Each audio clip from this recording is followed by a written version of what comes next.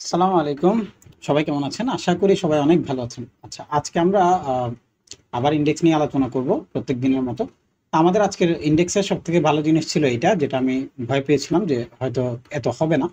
তো এটা আমাদের 600 কোটি আজকে ছাড়িয়েছে। গতকালকে 500 কোটি পর্যন্ত ছিল। তো 25 কোটি লেনদেন হয়েছে, যদিও গতকালকে 28 কোটি ছিল। তো যাই হোক, এগুলো নিয়ে কোনো সমস্যা নেই। আমরা আমাদের আজকে যে টেকনিক্যাল অ্যানালাইসিস যেটা নিয়ে আলাপ আলোচনা করার দরকার, সেটা নিয়ে একটু আলাপ আলোচনা করব। আমরা এখন পর্যন্ত আসলে যে রেজিস্ট্যান্স লেভেল ছিল সেটা এখনো ব্রেক করতে পারিনি, অর্থাৎ জাস্ট টাচ করেই লাস্ট হাইকে টাচ করে ড্রপ করেছে।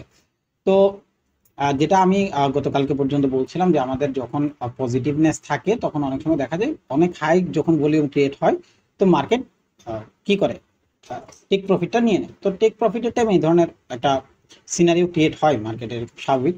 এটা ওরি হওয়ার কোনো কারণ নেই। এটা এমন না যে এটা মার্কেট এখানের ভেতরেই কি হয়ে যাচ্ছে। আমাদের এখন পর্যন্ত যে জিনিসটা দেখতে হবে সেটা হচ্ছে আমাদের বাইরে যাওয়ার কথা ছিল, সেটা বাইরে যায়নি।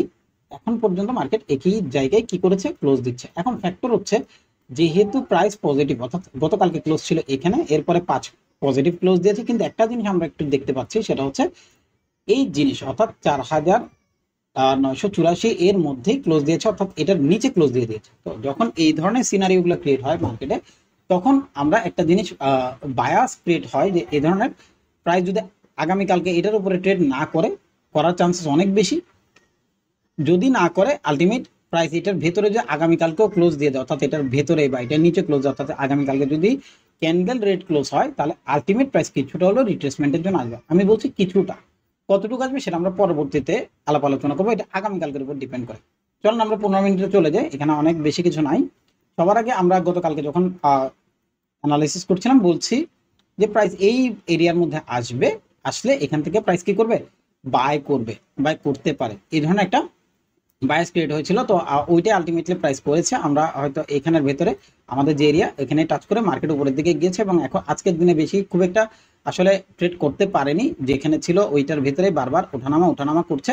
তো ক্লোজিং এর ভেতরেই দিয়েছে। তো আগামীকালকে যদি আমাদের সিনারিও ক্রিয়েট হবে, যেটা সেটা নিয়ে একটু আলাপ আলোচনা করি। সেটা হচ্ছে ফার্স্ট আমাদের প্রাইস মুভমেন্ট হচ্ছে, প্রাইস এখানে একটা সাপোর্ট লেভেল আছে যেটাকে সে ব্রেক করেছে, এখানে এসে কিছুটা সাপোর্ট করে উপরের দিকে যাওয়ার চেষ্টা করতে পারে। যদি কোনো কারণে না করে, অর্থাৎ যেহেতু এটার ভেতরে ক্লোজ করেছে, আলটিমেট প্রাইস ড্রপ করার চান্সেস রাখে।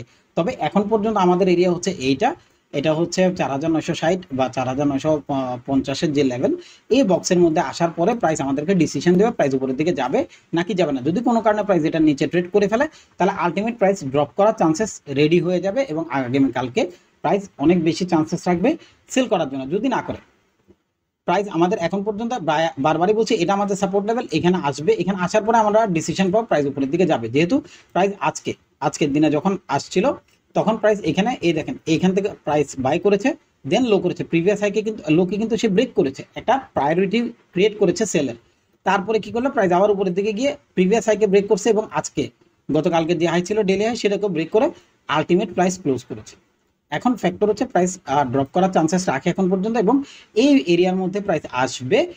গতকালকে যেভাবে বলছিলাম, এখানে আসার পরে প্রাইস মুভ আপ করবে, প্রাইস এখানে আসছে, এখানে আসার পরে মুভ আপ করেছে, প্রাইস এই এরিয়াতে ঢুকবে, এই এরিয়াতে ঢোকার পরে প্রাইস মুভ আপ করার চান্সেস রাখে।